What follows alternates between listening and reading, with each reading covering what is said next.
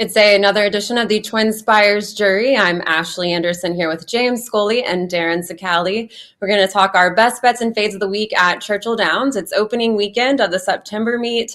We also have Woodbine and Belmont at the Big A. Our resident New Yorker will be talking those races. But James, I'll start things off with you. What is your best bet of the week? My best bet is number 9, Strong State in the Grade 2 Pocahontas at Churchill Downs, Grade 3 Pocahontas at Churchill Downs on Saturday. That's race number 8. Strong State is a filly that missed the break in her career debut at Churchill Downs, and I thought finished a really good second to Sherbini, who came back and placed in the Schuylerville and the Spinaway in her next 2 starts for Mark Casse. And then I love Strong State's maiden win on the opening day program at Saratoga. That was a restricted maiden special weight race for auction prices, but I thought the top 2 finishers were future graded stakes performers. The runner-up, Will Not Be Swayed, came back and hit the gate in her next start, got all discombobulated and finished second, but she broke her maiden by 6+ lengths last week at Kentucky Downs. I still think she's very talented for Brad Cox. I loved how Strong State dug in to defeat Will Not Be Swayed. She came back last time. She didn't run for nearly 2 months before this race. She broke a length on top, or broke on top in the Spinaway. Irad took her back, and I just thought she got shifted back to too far, to 9th. And she was ranked on the far turn. These top 2 got the jump on her. Sherbini ran by her off the top of the turn, but it looked like Strong State, you'll see her right here finishing 4th. Looked like she was going to be 7th or 8th at the top of the stretch. She put her head down over the final 3/16 of a mile and finished full of run. That trip, it was a complete in and out nightmare experience where she got lost in the middle part of the trip. I look for her to improve significantly off of that effort. Irad Ortiz sticks with her for Al Stall, and I'm looking for her to run much better in Saturday's Pocahontas, number 9, Strong State. Okay, so real quick, because we do have rain coming. That was on a muddy track, and well, in general, I don't think it was the conditions, Ashley. I think it was the trip she experienced. That's what I'm sort of like leaning upon, because like I said, she gets in the stretch. I thought she finished full of run under the wire. She's about 8th turning for home and finished full of run to be 4th. I thought that was a really sneaky effort over a muddy track, and I like her right back in the Pocahontas. I think we've lost Darin. I was going to ask him about the weather forecast. So we do have a lot of... We're definitely going to get rain on Friday at Churchill Downs. Saturday could be a little bit where we could avoid it. And if we avoid rain for a period of time or get very little, that track dries out so fast. At Churchill Downs main track is one of the fastest drying main tracks in America. So it's not a given that it's going to be muddy or sloppy on Saturday, but it's definitely a possibility. Well, I'll go ahead and talk about my best bet until we get Darin back. So I am looking at the factor that there's rain coming on Saturday, and my best bet is number 3, Harrodsburg at 6-1, and race 6. It's an allowance at Churchill for 3-year-olds and up, which I've never won a race other than a maiden claiming starter or state bred allowance or non-winners of 2. Now, most of the horses in this field have just 1 win, or a few have 2, but there are exceptions in Harrodsburg, who's 4 for 7. Then you have Attaché, who's 4 for 11, and Longshot Global Stage, who's 3 for 7. I gave a long look to Attaché, the early speed on the outside, but ultimately landed on number 3. A few reasons here. He's a horse for the course, 2 wins at Churchill. He has one, hold on, can't understand my notes here. He's won his lone start at today's distance of 7 furlongs. He's 3 for 4 on the season, and he's 2 for 2 on off tracks, which I like here, potentially having a sloppy track at Churchill. His career best 96 brisnet speed figure came when winning in that one start at 7 furlongs. It was a claimer over a sloppy track at Keeneland earlier this year. He's now making his 3rd start since transferring to Michael Tomlinson's barn, and Jose Ortiz is picking up the mount. Also has a bullet 5 furlong workout on September 7th at Churchill. So looking at all those angles, I like the price at 6-1. Hopefully we'll get that around post time. It's a Brad Cox runner. The 10 is the morning line favorite. Broke his maiden on debut, but going up against way more experienced horses here. So I'm backing the 3 here and looking at the weather factor. Yeah, and Harrisburg is going to show high speed. He did not get the right trip last time. Ashley, you talked about it. I mean, he's going to get a switch to Jose Ortiz. I think Jose's lone job is to get him out of the gate, be prominent from the start. Well, Darin, now that you're back, I don't know if you caught anything we were talking about. We both have our Churchill races, but you, of course, are at a different track this week. So what is your best bet? Yeah, Ghost in the Machine apparently today. I apologize for that. We'll do it live. Sometimes it backfires. We're going to look at an allowance race on Saturday. Race number 8 at Belmont at Aqueduct, 6 furlongs over the outer turf, entry-level event. Number 9, Leslie's Humor for Christophe Clement. I'm really intrigued by. She debuted as a 3-year-old over the dirt at Gulfstream Park, then ran 4th at Belmont at Aqueduct in the dirt. And then when she finally got to turf sprint at Monmouth, she showed a new dimension of early speed, sitting right on the pace, ranged up 3 wide, and powered away impressively. Then went up to Saratoga. So I love the fact that Clement thought enough of her to come out of that race, try her up at Saratoga. And here you see she caught an off track down on the inside, where she actually responded really well to the surface switch here and running over a track that caught rain earlier in the day, was really sloppy, came through on the inside. It looked like she got some clear sailing there and some separation, but she's just going to get collared here in the shadow of the wire. What I thought was a really impressive effort.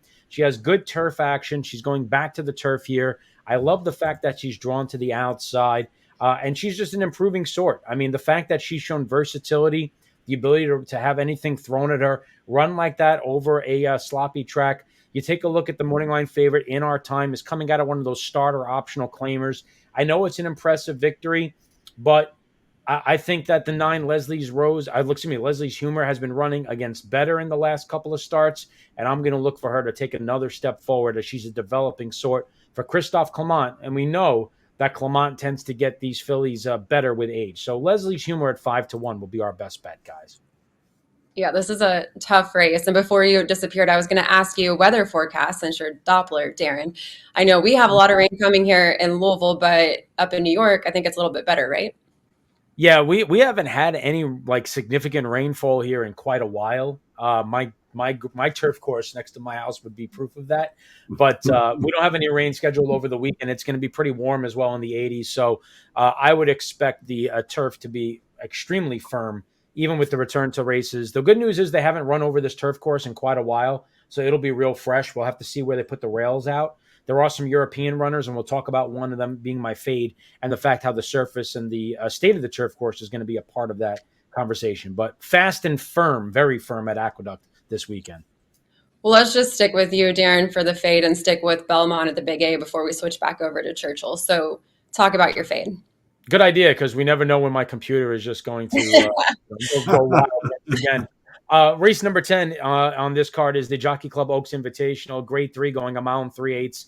Lady Mary's going to get bet here. And normally you hear me pound the drum that when European runners show up in spots like this, they dominate. This is a little bit different, though, because this is not an English filly coming over. It's not an Irish filly coming over. It's a German filly coming over. That's 1-for-8 lifetime and was really struggling to do well. New York City im tollen Zweikampf, weit dahinter Nation aus New York City. Vorne aber ist es Erle und außen New York City, dahinter Lady Mary Nation und Spanish Eyes an den Rail. Erle aber legt zu, Erle von New York City, Erle führt deutlich mit 2-3 Längen, Erle für das Gestüt Röntgen, Spanish Eyes fliegt noch heran, aber Erle für Röntgen, Erle gewinnt die Diana, Spanish Eyes auf Platz 2, dann Lady Mary dahinter. Throughout the race there. And that race was run over a bog. And she typically does some of her best running over softer, heavy racetracks. And like I said earlier, you're not getting that Saturday at the Belmont at Aqueduct. She's coming here and she's going to run over a paved highway. So for all those reasons, the fact that she's not really coming out of these races in Europe that are running against the exceptional Group 1 types, the fact that I do think that there are some talented fillies in here that she's going to face, and the fact that I think that she's going to be overbet coming out of a Group 1 in Germany, I'm going to fade Lady Mary at what I expect to be a much shorter price than the 7-2 morning line. I think we missed a little analysis because of how loud that a track announcer was. But I'm with you there. Yes, certainly does better on softer turf and 1-for-8 lifetime on turf actually too. So good fade there. James, who is your fade? My fade is going to be number 5, Owen Almighty in the Iroquois Stakes. He's a 5-2 morning line favorite. He did not run in Germany last time, so we won't have to worry about me yelling over a race call for him. But this Owen Almighty is 2 for 2 in his career for Brian Lynch. Broke his maiden first time out at Churchill Downs. The runner-up and third-place finisher haven't come back and raced again, but the other ones in that field that have run, none of them have won yet. So a little bit of a suspect maiden field, I thought. And then in the juvenile stakes last time at Ellis Park, Owen Almighty was bracing for a challenge from Political Correct, I thought, in this stretch run. And when that rival sort of gave way here, we'll see a little bit of this stretch run. I really thought that you can see this rival like drifts into the rail. He's essentially done at this point. It took Owen Almighty more than 13 seconds to run this final eighth of a mile. I thought he might, I'm not going to take anything away from him. He's 2 for 2, but I thought he might have been a little bit flattered by the competition. He's going into this Iroquois against a number of horses. At least 4 of these runners have earned higher Bristnet speed ratings. And I think, Sandman, Jonathan's Way are both extremely dangerous coming from Saratoga. I like them better than Owen Almighty. And my top pick in this race is number 4, Authentic Strike, who I anticipate really improving upon a good maiden win. So, Owen Almighty, I've got several in here that I'm leaning towards over him.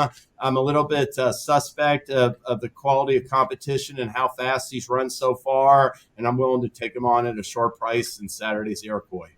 Yeah, Jonathan's Way, I'll just briefly mention. I was curious to see where he was going to show up because his debut up at Saratoga was certainly something that you would say passed the eye test, where he got off to a tough start, kind of got squeezed back at the break, circled the field, and just exploded through the stretch and powered away really, really impressively. One of those races where you say, okay, well, there's something there, and I'm excited to see how he runs back because, those after those first starts could be any kind. And he was popular at the windows, too. They bet him down to 2-1 for Phil Bauer. So the secret was out on him. We'll see if he could deliver again. Yeah, and your top pick in that race, James, had a 7 furlong, just came out of a 7 furlong race and finished about a second faster than Owen Almighty as well. So, yeah, there's a couple in the field that I really like that effort from Authentic Strike. He took He took a heavy pressure early on, shrugged off those challengers, faced another rival in the stretch who I thought ran a good second, and basically had the upper hand, I felt like, late, even though the margin is narrow. I thought he had essentially repelled that challenger, and that's a good race to build upon. A really exciting, both races, the Iroquois and the Pocahontas I mentioned earlier, kick off the 2025 Road to the Kentucky Derby and Road to the Kentucky Oaks Series this weekend at Churchill Downs.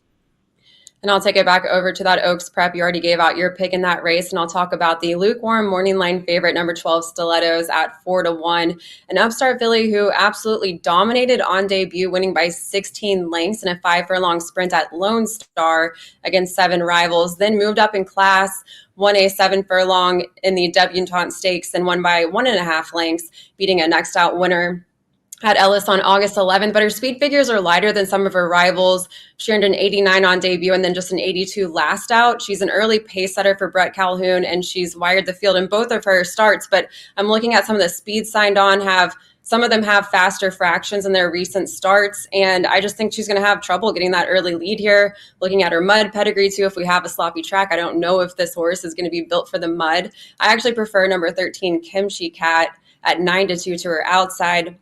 Just won a 5.5 furlong stakes by 3.5 lengths over a track labeled good at Saratoga, earned a 90 Bristnet speed figure. And I thought number 3, Lucara at 5-1, coming off an 8-length win at 7 furlongs and finished almost 2 full seconds faster than Stilettos at the same distance. So a few that I can see that can beat this horse, including your horse as well that you mentioned in your best bet section. Yeah, I think we're both on the same page. We're taking on the favorites in the big 2-year-old stakes. Have you looked at the prep races at all, Darin, or focused on Belmont at the Big A?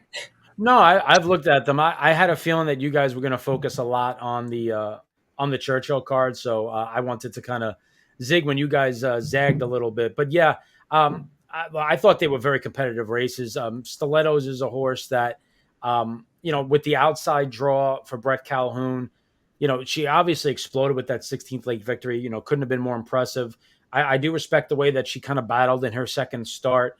But, 13 horses, a lot of speed, inside, outside. She's probably going to be in a position down the backstretch where she's either going to have to go wide chasing the speed, or she's going to have to settle in behind and do something maybe she hasn't done before. So with a field like this, where any of these fillies could jump up at any point with a big effort, I don't blame you at all for fading her here. Well, let's move on to our promos and tournaments that we have going on this weekend. So Darin, tell us about that. Yeah, TwinSpires tournaments. We've got feeders we started this week. And what are they feeding into? Well, right now they're feeding into the NHC and the BCBC qualifiers. And this particular week, we have an NHC feeder qualifier contest, on September the 14th at Churchill Downs. And we have feeders going into it. And one of them's coming up in about an hour and a half at Churchill Downs tonight. $100, $50 to your bankroll, $50 to the prize pool. And you could take part in this. And depending on the number of entries in the tournament, we will award a certain number of feeder seats into the qualifier on Saturday. So if you could advance through this, you get an automatic spot in that qualifier where you would have to pay $750 to buy into that contest normally. So it would give you a big leg up. It would save you about $650. And that contest, we're going to guarantee 2 NH seats. So this contest on Saturday is also eligible for NHC Tour points, as well as giving away 2 guaranteed seats to the NHC as well. We got more feeders. We got cash tournaments coming back again next week, so a lot to look forward to there. With the Churchill Downs meet starting, of course, we're going to give our players something else to do. $10 money back on selected races throughout the meet. That's going to take place Thursday, Friday, Saturday, Sunday throughout the Churchill Downs meet, so be sure to be opted in. See which races we pick out for each day. If you run second or third, you get your money back. Breeders' Cup Challenge Profit Boost rolls on. It rolls north of the border. Woodbine this week. Obviously a sensational card. I know you're going to touch on this, James, but with the E.P. Taylor, the Woodbine Mile, a lot to talk about there. A lot of great racing. 15% boost on your profit up there to this particular week as part of that Breeders' Cup Challenge Profit Boost. And we even have a $10 money back at Woodbine as well. Second and third up there for their big day of racing also. So much to look forward to this weekend. Churchill, Woodbine, promos, tournaments, a little bit of everything as we sweep into the Breeders' Cup part of the season, guys. And James and I will be on site Saturday at Churchill Downs for those prep races to cover those. And for our what else, though, we're both going to talk some Woodbine. I'll let you start, James. I'll kind of piggyback off you. And then, Darin, I'll let you close out with your what else. So, James, tell us about Woodbine. Well, real quick, I do want to mention we did bring up Churchill Downs before we move on to another topic. They do have one race, the Louisville Thoroughbred Society. I encourage everybody to watch. Close the Game Sugar is a Breeders' Cup Sprint contender off his runner-up effort in the Bing Crosby. So exciting to see a horse like that in on Saturday under the TwinSpires. But for my what else, I'm going to talk about Saturday's program at Woodbine. Darin referenced it. Got the Grade 1 Woodbine Mile and the Grade 1 E.P. Taylor are 2 of the 3 Grade 1s on the card. E.P. Taylor, that just has an outstanding. I thought this was an outstanding field of 6 in here. We have number 2 Moira is the 7-5 morning line favorite off of her victory in the Grade 2 Beverly D at Colonial Downs. I've got her rated as the top North American-based contender for this year's Breeders' Cup Filly and Mare Turf at Del Mar. She ran 3rd last year at Santa Anita in the Filly and Mare Turf. I think she's better this year at age 5, and I look for her to turn in a huge effort. Now, Fev Rover, who just ran 2nd in the Beverly D by head, she's 5 for 5 over Woodbine's turf. She's a horse for the course. She loves the course too.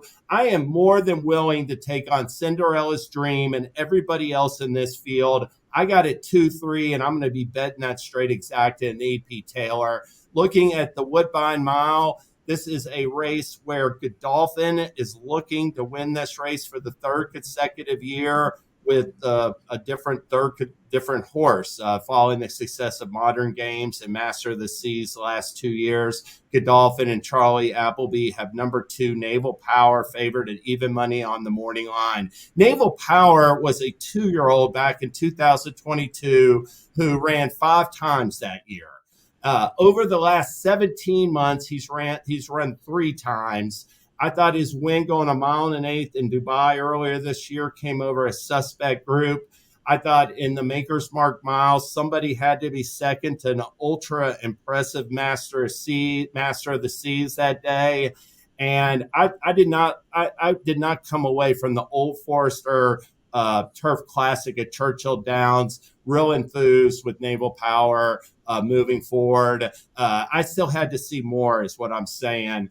Program Trading didn't come back and run well off of that race. None of those Turf Classic horses have really gone on this year. And Naval Power had the lead in mid-stretch, and he coughed it up. So off of back-to-back seconds, I think he's a little dressed up in this spot. He's going to be odds on for the mighty Godolphin Appleby team, and I am taking him on. He's not going to be on any of my tickets. I like number 5, Filo de Ariana. This is an 8-year-old gelding, never been better for Mark Casse, but I'm also going to use this number 1, Play Me a Tune. I think this slightly raised horse moving to turf for the first time, it could be a supreme talent.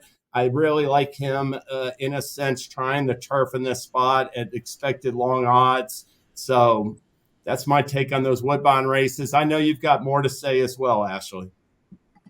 Yeah, I kind of wanted to focus on the juvenile races. So we have the Summer Stakes with a bid to the Breeders' Cup Juvenile Turf on the line. Plus we have the Natalma Breeders' Cup Juvenile Fillies Turf bid on the line as well. And what's interesting with this Summer Stakes field, we have actually half of the main field are Mark Casse runners. He also has 2 also eligibles and 7 fillies total entered in that race, but they're cross-entered in the Natalma.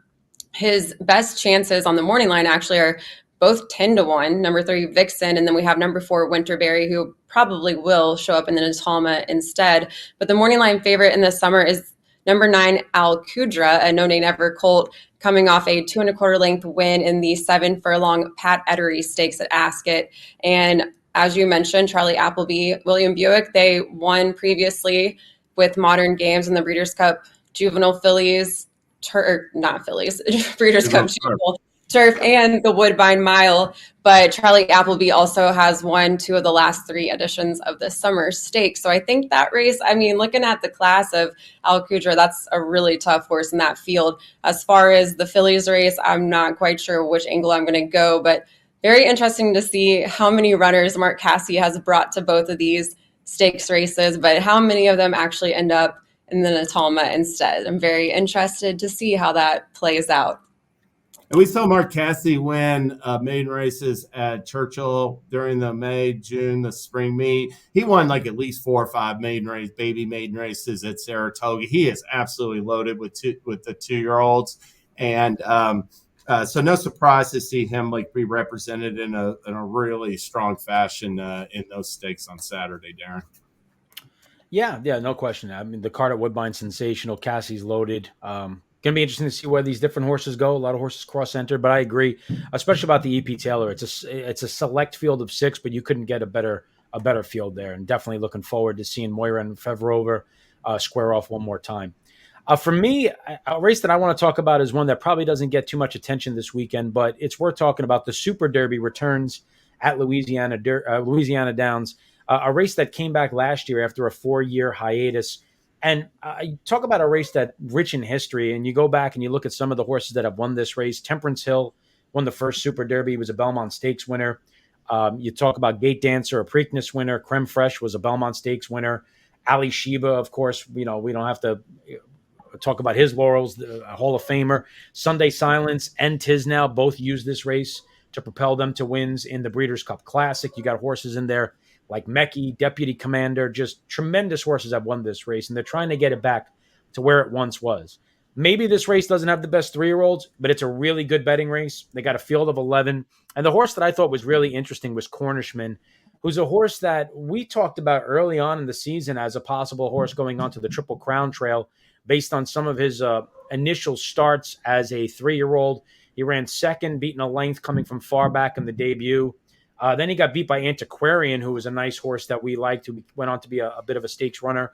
And then broke his maiden, went to a good allowance race on Kentucky Derby weekend, and he's the horse that ran second to Mindframe in that tremendous race Mindframe would then come out of that race to, of course, run second in the Belmont Stakes and second in the Haskell. Didn't get off to a good start in the subsequent race, and then was a good second behind Baton Rouge when putting the blinkers on last time out. I just think throughout his career, he's faced some pretty good horses. The morning line favorite is Real Men Violin, who's 1-for-12 lifetime.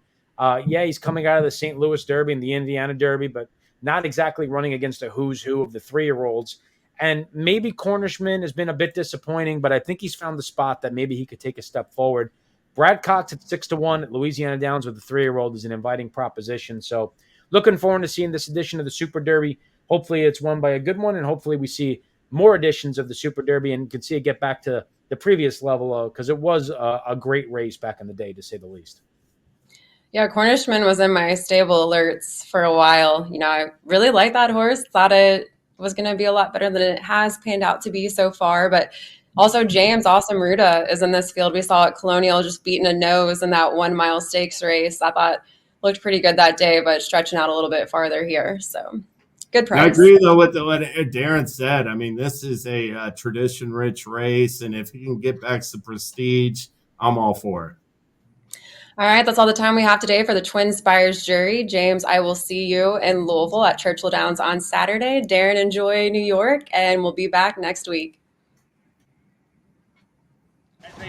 When it comes to horse racing, you can never have too much information. With TwinSpires, you can place your bets with confidence. Whether you use handicapping insights, like our Brisnet speed ratings, prime power and past performances, the guidance of our experts' top picks, or just choose a name that catches your eye. Yes! No matter how you pick your horse, bet with TwinSpires. And now you can race to victory with TwinSpires tournaments.